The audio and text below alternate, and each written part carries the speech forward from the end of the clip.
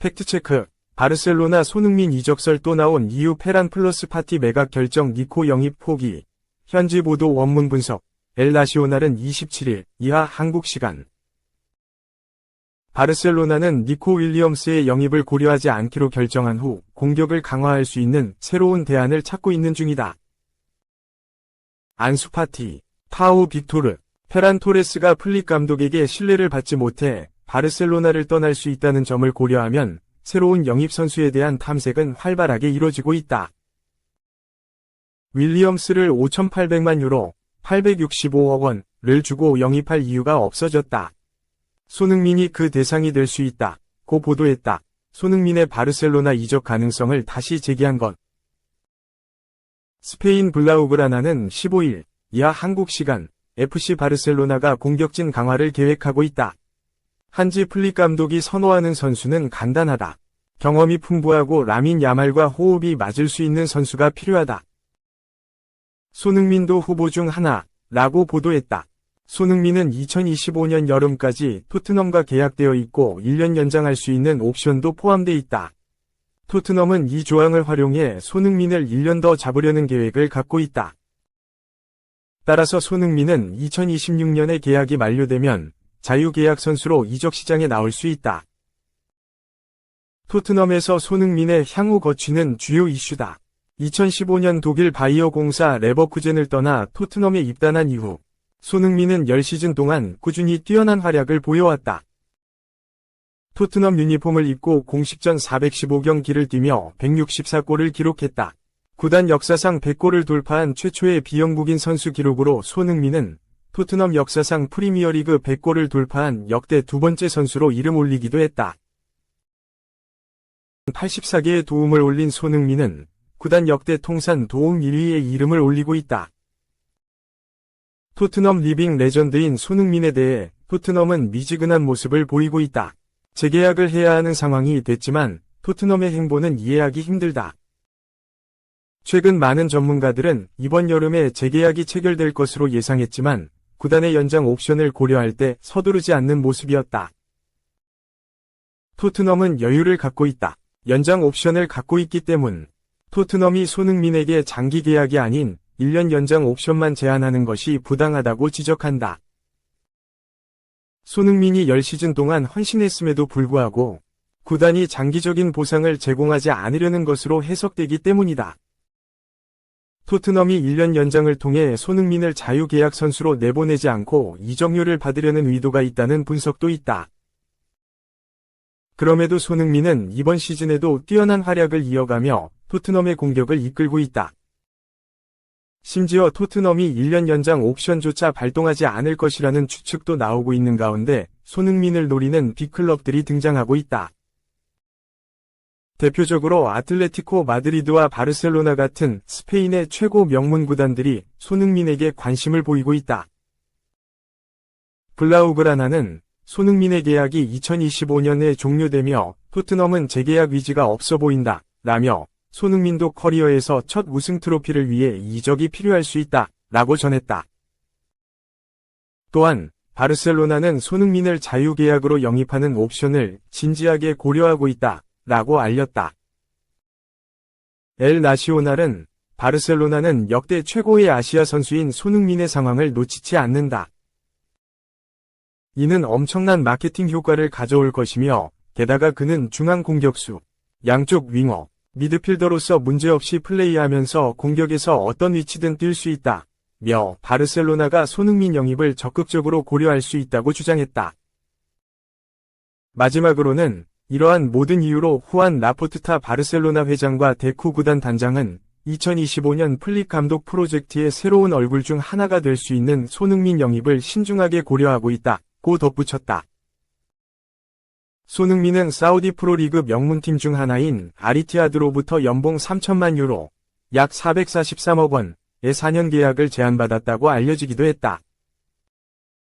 총 1,600억 원이 넘는 연봉을 포기하고 토트넘에 남기로 결정한 것이지만 토트넘의 반응은 싸늘하기만 하다.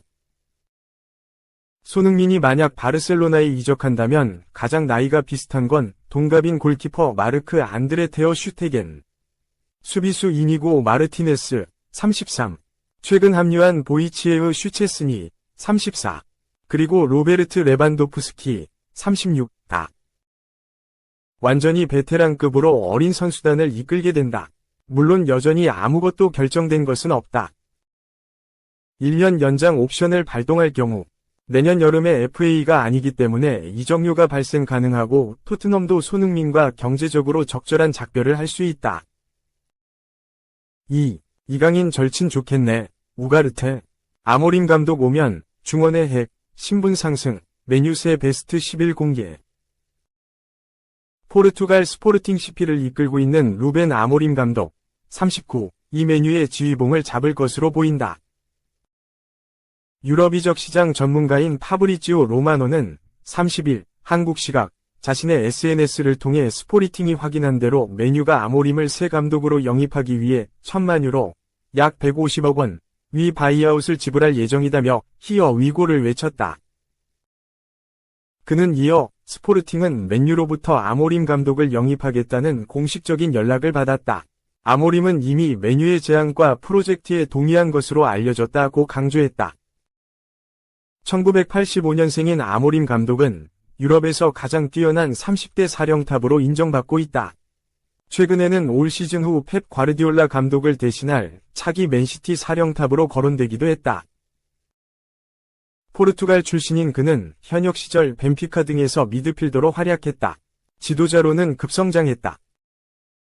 2019년 1월 포르투갈 3부 리그 팀의 사령탑으로 첫 발을 내디딘 아모림 감독은 2019년 9월 브라가의 2군팀 사령탑으로 자리를 옮긴 뒤 3개월 만에 1군팀 지휘봉을 잡았다. 그는 2020년 3월 스포르팅으로 자리를 옮겼다. 스포르팅은 아모림 감독 체제에서 2020-2021, 2023에서 2024 시즌 프리메이라 리가 정상에 올랐다. 아모림 감독은 2021년에는 프리메이라 리가 올해의 감독으로 선정되기도 했다. 그는 스포르팅과 2026년 6월까지 계약이 돼 있다. 지난 4월에는 웨스트햄과 협상을 가졌지만 합의에 이르지 못했고 허락 없이 논의를 진행해 스포르팅에 사과하기도 했다. 영국의 더선은 아모림 감독 체제의 메뉴 예상 베스트 11을 공개했다. 그는 3백 신봉자다. 3-4의 3 시스템을 주로 꺼내든다. 스포르팅의 애제자로 공격과 수비의 핵인 빅토르 요케레스와 곤살로 이나시오의 영입도 전망했다. 스웨덴 출신의 요케레스는 스포르팅에서 64경기에 출전, 57골을 기록하는 엄청난 결정력을 과시하고 있다. 유럽에서 가장 득점력이 뛰어난 스트라이커라는 평가받고 있다.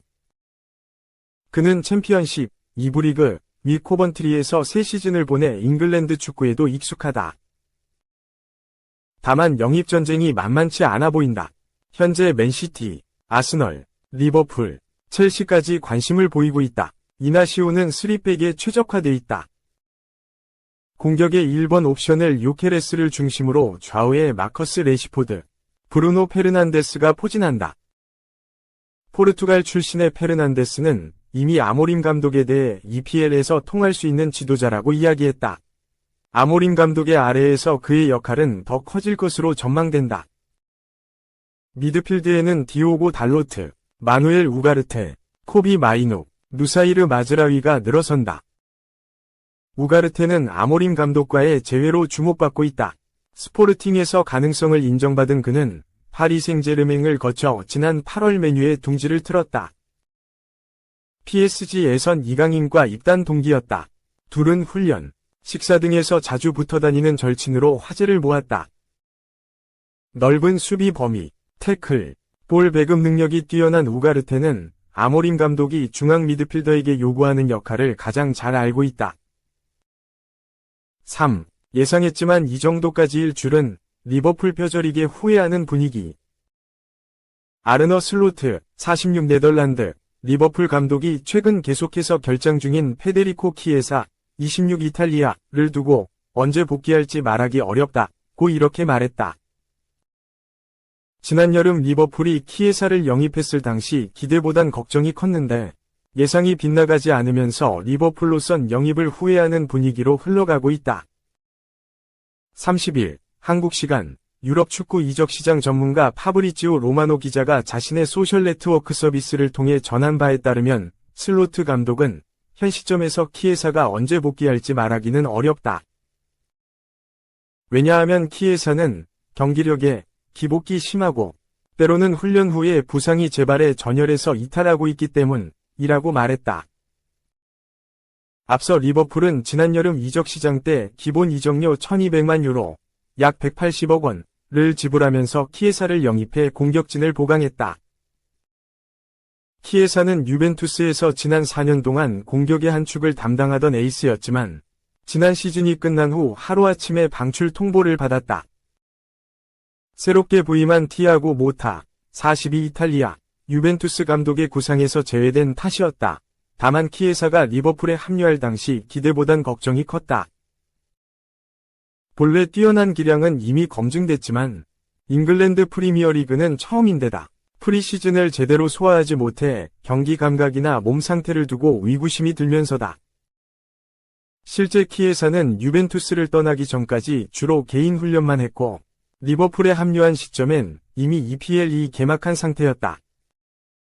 예상대로 키에사는 경기 감각이나 몸 상태가 올라오지 않더니 리버풀 유니폼을 입고 지금까지 공식전 단 3경기 출전에 그치고 있다.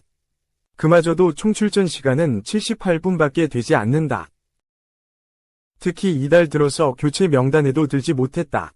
슬로트 감독도 키에사의 이런 상황을 두고 프리시즌을 완전히 놓쳤다 보니 출전하는 데 있어서 어려움이 있다고 설명했다. 키에사는 자연스레 실패한 영입으로 자리 잡는 모양새다. 이미 다수의 리버풀 팬들은 키에사를 비난하고 있으며 키에사가 당장 다가오는 겨울 이적 시장 때 리버풀을 떠날 수도 있을 거란 관측까지 나오고 있다. 본 매체 골닷컴 영국 에디션은 키에사는 겨울 이적 시장 때 불과 4개월 만에 떠날 수 있다고 보도했다. 키에사는 양발을 모두 활용할 수 있는 데다 저돌적인 드리블 돌파와 빠른 스피드, 뛰어난 발기술을 갖춘 공격수다. 지난 2016년 피오렌티나에서 프로에 데뷔한 후 유벤투스를 거쳐 리버풀에서 커리어를 이어가고 있다. 이런 그는 2018년부터 이탈리아 축구대표팀에 발탁돼 A매치 데뷔전을 치른 이후 지금까지 A매치 통산 51경기를 뛰었다.